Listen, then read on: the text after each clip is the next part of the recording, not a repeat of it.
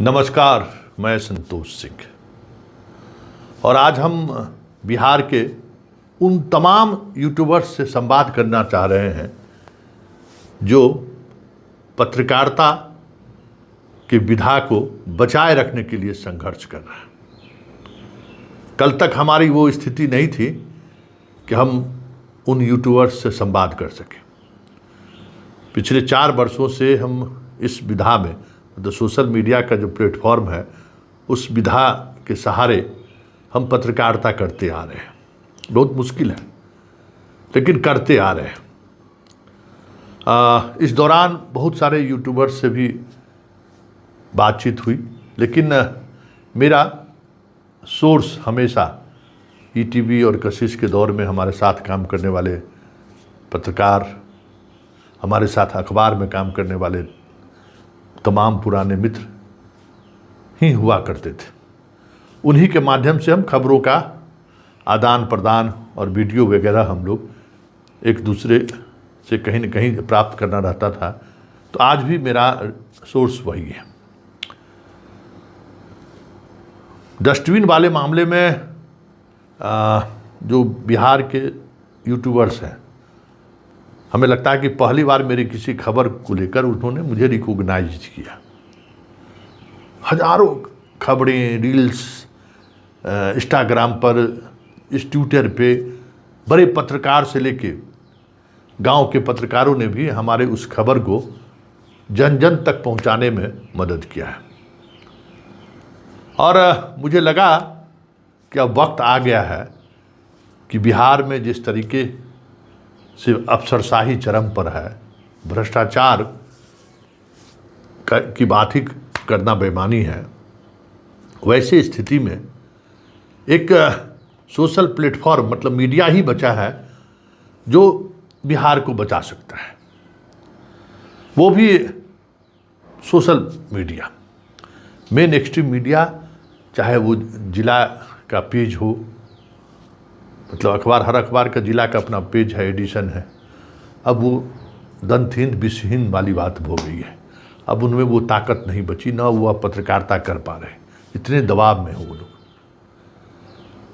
हमारे दौर में ईटीवी, राष्ट्रीय सहारा, सहारा समय, जी, कशिश, ये लोग पत्रकारिता कर रहे थे। रीजनल मीडिया ने भी बिहार के मतलब भ्रष्टाचार और अफसरशाही पर ज़बरदस्त चोट किया है, जब ज़बरदस्त जिसको कह सकते हैं। लेकिन अब जो स्थिति है, उस स्थिति में रीजनल चैनल भी अब सिर्फ सफ़ेद हाथी बनकर रह गया। अब खबर के लिए हम किसी रीजनल चैनल के, हम अपने पुराने मित्र मंडली को फ़ोन नहीं करते, चाहे पटना हो चाहे कहीं का भी हो। हाँ, वीडियो का आदान प्रदान ज़रूर होता है, खबर को लेकर उतनी बातचीत नहीं होती है, क्योंकि अब हमें खुद महसूस होता है कि अब उन लोगों को खबर से कोई मतलब नहीं है।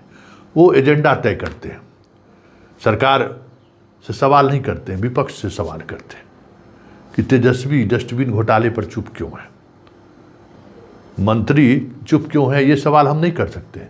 तेजस्वी के चुप्पी पर सवाल कर रहे हैं। कुछ यूट्यूबर्स भी इस बात पर हम देखें कि वो भी सवाल नहीं है। सवाल सिर्फ और सिर्फ यही है जिन पर हम चर्चा करने जा रहे हैं कि अब वक्त आ गया है कि सारे यूट्यूबर्स जो संवेदनशील हैं, जो बदलाव चाहते हैं, क्रांति, एक बात समझ लीजिए, हम लोग पत्रकार हैं, एक्टिविस्ट नहीं है। हम लोग पत्रकार हैं, क्रांति करने नहीं आए हैं। बस हम लोगों का काम है कि सच को थोड़ा बेहतर तरीके से जनता के बीच परोस दें, जनता तक हम अपनी बात को पहुंचा दें। बस मेरी इतनी ही जिम्मेवारी है। मुझे भ्रष्टाचार से लड़ने की जरूरत नहीं है। मुझे भ्रष्टाचार को लेकर अपने जमीन में नहीं डाल देना है, कदापि नहीं। हम बहुत सारे यूट्यूबर्स को देखते हैं कि डीलर से लड़ रहा है, एएमओ से लड़ रहा है। क्या भाई, डीलर तो बहुत छोटा सा प्यादा है। देखो हाजीपुर में देखे कि डीलर से लड़ाई लड़ते लड़ते जेल चला गया। अरे जेल जाने के लिए आप थोड़ी पत्रकार बने हैं, जेल भेजने के लिए आप पत्रकार बने। इस बात को समझिए। इस फर्क को समझिए कि हम लोग पत्रकार बने हैं जेल भेजवाने के लिए, जेल जाने के लिए नहीं। हम क्यों जेल जाएंगे भाई?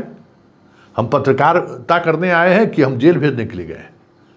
और एक बात और समझिए कि भ्रष्टाचार को लेकर जब आप खबर चलाते हैं तो उस भ्रष्टाचार के पीछे के भ्रष्टाचार को समझिए।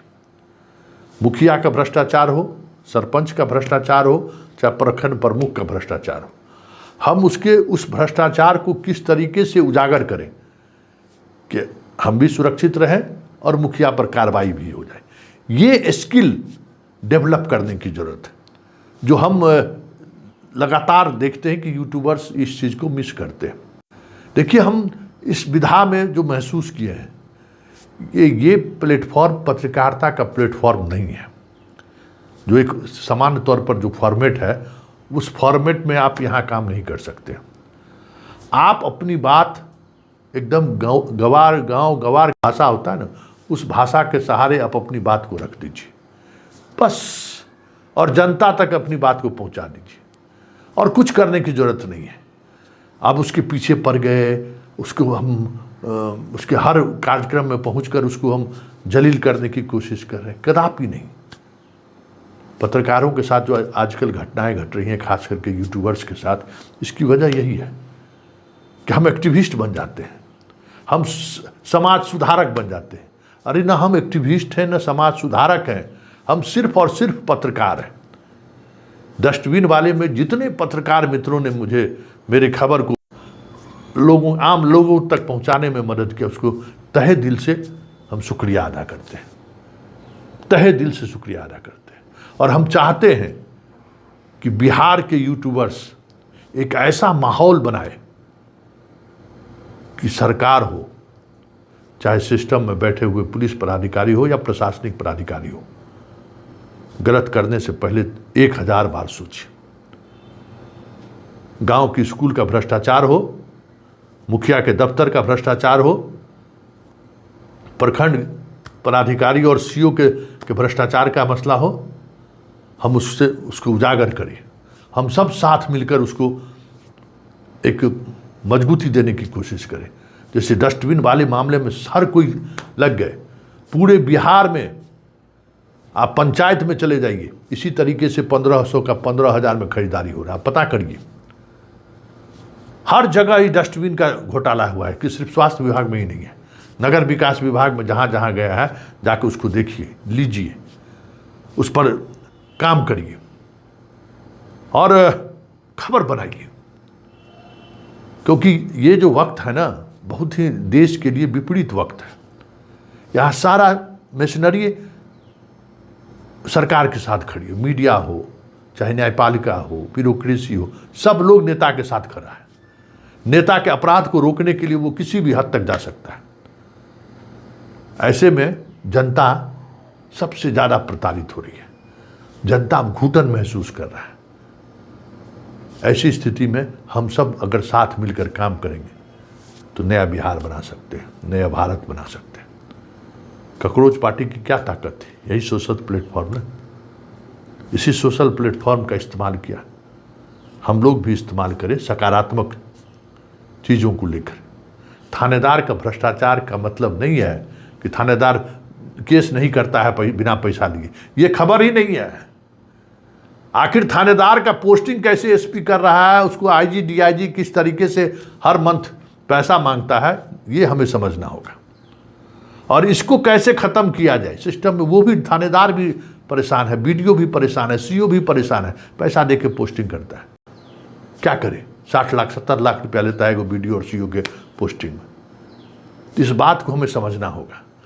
और ऐसी स्थिति में हम कैसे लड़ सकते हैं व्यवस्था से, सरकार से, यह सोचने की जरूरत है। वक्त आ गया है मित्र, और इसके लिए सबसे बड़ी बात क्या है ना, हम सब एक साथ आ जाए। मुट्ठी बंद होगा ना तो किसी की ताकत नहीं है कि हम सबको हिला देगा। खुली हुआ मुट्ठी मेरा खुला है, कोई उंगली तोड़ देगा एक आदमी।